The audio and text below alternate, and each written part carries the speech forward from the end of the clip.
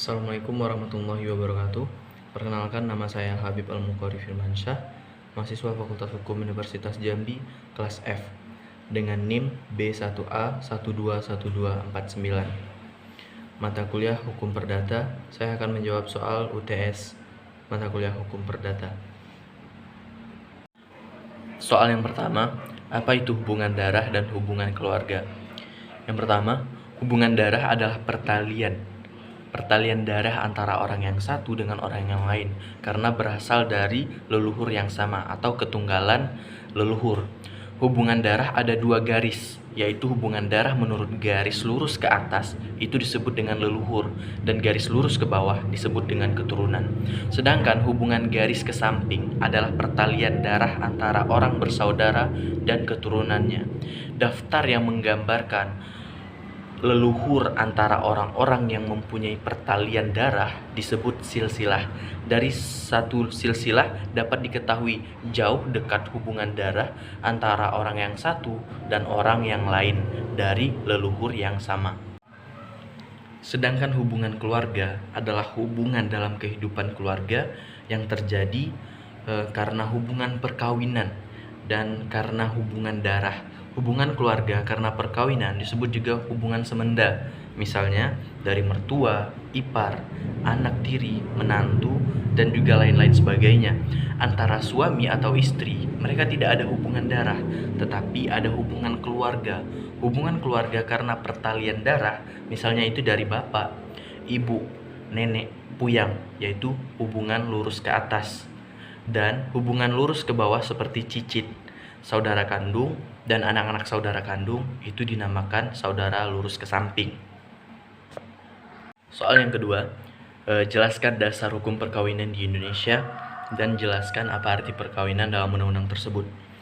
Baik, perkawinan di Indonesia sudah memiliki dasar hukum yang sangat jelas dan pasti, yaitu Undang-Undang Nomor 1 tahun 1974 yang dikeluarkan pada tanggal 2 Januari 1974 yang mengatur secara rinci tentang perkawinan yang berpatokan dasarnya yang berpatokan pada Undang-Undang Dasar 1945 pasal 28B ayat 1 tentang hak seseorang untuk melakukan pernikahan dan melanjutkan keturunan, di mana secara jelas dijelaskan bahwa setiap orang berhak membentuk keluarga dan melanjutkan keturunan melalui perkawinan yang sah. Dan menurut pasal 1 menurut pasal dalam Undang-Undang Nomor 1 tahun 1974, perkawinan ialah ikatan lahir batin seorang pria dengan seorang wanita sebagai suami istri dengan tujuan membentuk keluarga atau rumah tangga yang bahagia dan kekal berdasarkan ketuhanan yang Maha Esa. Soal nomor 3, bagaimana definisi perkawinan menurut Undang-Undang Nomor 1 tahun 1974 jika dihubungkan dengan kawin kontrak, perkawinan beda agama. Oke. Dalam Undang-Undang Perkawinan telah jelas disebutkan bahwa perkawinan itu ialah ikatan lahir batin antara seorang pria dengan seorang wanita sebagai suami istri yang bertujuan untuk membentuk keluarga atau rumah tangga yang bahagia dan kekal berdasarkan ketuhanan yang Maha Esa. Dari definisi yang tersebut dapat diketahui beberapa tujuan perkawinan, yaitu untuk memperoleh kehidupan sakinah dan warahmah yang dilandasi untuk membentuk regenerasi dan reproduksi. Tujuan perkawinan ialah untuk pemenuhan kebutuhan biologis, untuk menjaga kehormatan, dan sebagai sarana ibadah kepada Tuhan Yang Maha Esa.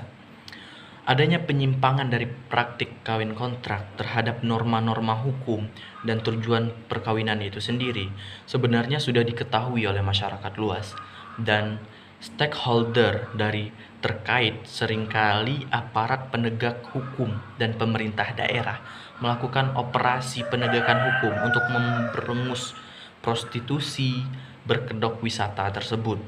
Akan tetapi, upaya yang telah dilakukan tidak bisa menghilangkan menghilangkan fenomena sosial tersebut. Bahkan disinyalir saat ini semakin tumbuh subur dengan memanfaatkan media sosial sebagai sarananya. Jadi, kawin kontrak ini bagi saya saya rasa sangat tidak sejalur dengan Undang-Undang Nomor 1 Tahun 1974. Dalam Undang-Undang Republik Indonesia Nomor 194 tentang perkawinan, Pasal 2 ayat 1 disebutkan perkawinan adalah sah apabila dilakukan menurut hukum masing-masing agamanya dan juga kepercayaannya itu. Dalam rumusan ini sudah diketahui bahwa tidak ada perkawinan di luar hukum agama masing-masing. Jadi tidak dibenarkan rasanya kalau seseorang itu menikah dengan perbedaan agama.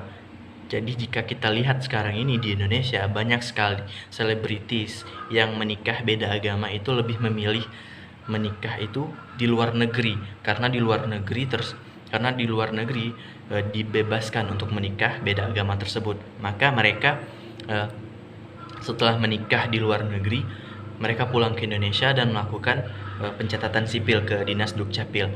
Maka dari itu terjadilah pembenaran terhadap perkawinan beda agama ini. Sebenarnya jika kita melihat dari pasal 2 itu tadi, perkawinan adalah sah apabila dilakukan menurut hukum masing-masing agamanya. Sedangkan saya rasa dalam agama apapun itu tidak membenarkan perkawinan beda agama. Soal yang terakhir, soal nomor 4, apa yang dimaksud dengan asas monogami dalam Undang-Undang Nomor 1 Tahun 1974 dan bagaimana peraturan poligami dalam undang-undang tersebut? Baik, asas perkawinan yang berlaku pada hukum perkawinan Indonesia adalah asas monogami, yaitu di mana seorang pria hanya diperbolehkan memiliki seorang istri, dan begitupun sebaliknya, istri juga hanya boleh memiliki satu suami. Perkawinan poligami dalam hukum Islam tidak dilarang dan diakomodir oleh pemerintah dengan keluarnya Undang-Undang Nomor 1 Tahun 1974 tentang perkawinan. Namun masih saja banyak laki-laki yang melakukan poligami atau nikah sirih tanpa mengajukan izin kepada pengadilan. Menurut Undang-Undang Nomor 1 Tahun 1974 mensyaratkan bagi laki-laki yang ingin berpoligami harus memenuhi syarat kumulatif dan alternatif serta mendapat izin dari pengadilan agama setempat, yaitu pasal 4 ayat 2 Undang-Undang Nomor 1 1974 berbunyi, pengadilan hanya akan memberikan izin kepada suami yang ingin beristri lagi apabila istri sebelumnya tidak dapat disembuhkan penyakitnya, istri tidak dapat melahirkan keturunan. Syarat yang tersebut pada pasal 4 ayat 2 Undang-Undang Nomor 1 Tahun 1994 merupakan syarat alternatif. Artinya, apabila terpenuhi salah satu dari ketiga poin tersebut, suami dapat mengajukan izin poligami, dan jika diperkenankan oleh pengadilan agama, maka barulah dapat izin untuk menikah lagi, dan juga tentunya dapat izin dari istri sebelumnya. Jadi agama tidak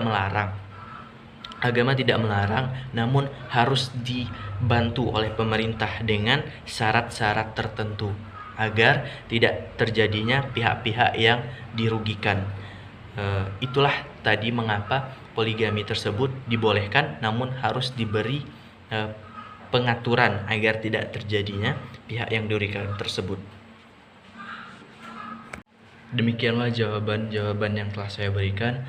Mohon maaf jika terdapat kekurangan dalam jawaban saya, karena saya masih belajar sebagai seorang manusia dan juga masih memahami sebagai insan hukum di Indonesia.